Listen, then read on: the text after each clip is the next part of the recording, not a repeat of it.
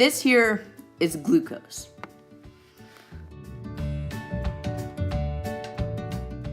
During glycolysis, glucose is broken down into two pyruvates. We will follow one of them. The pyruvate moves into the mitochondria. What you see here is the pyruvate losing CO2 because the pyruvate is oxidized into acetyl-CoA.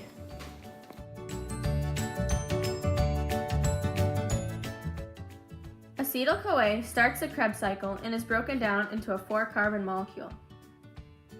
Pyruvate is broken down again, and along the way, CO2 is released. NAD+ becomes NADH and ATP is created.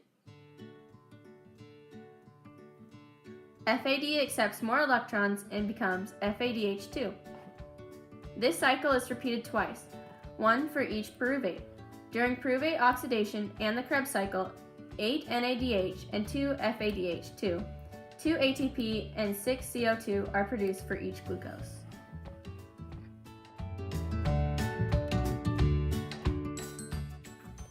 NADH and FADH2 travel through the electron transport chain, releasing electrons and hydrogen ions into the matrix. NADH and FADH2 return to NAD+ and FAD respectively because they've released electrons.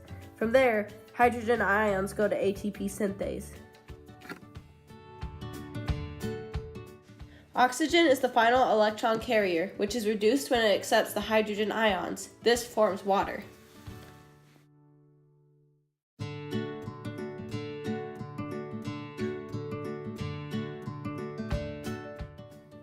The hydrogen ions then move to the ATP synthase, where hydrogen goes in and ATP comes out.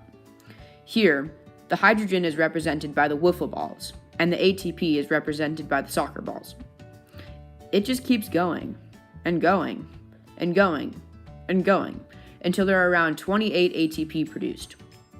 In all, one glucose molecule can yield about 32 molecules of ATP.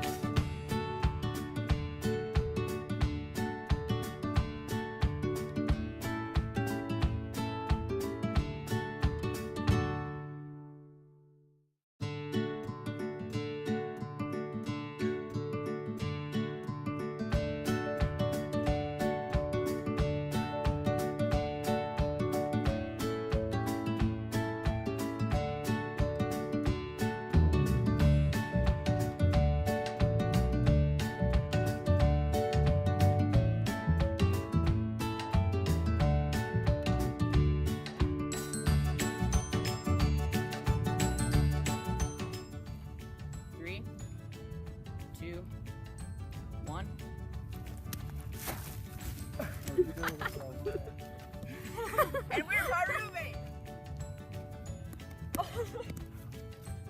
I can't juggle for that. Say something! I'm giving up on you.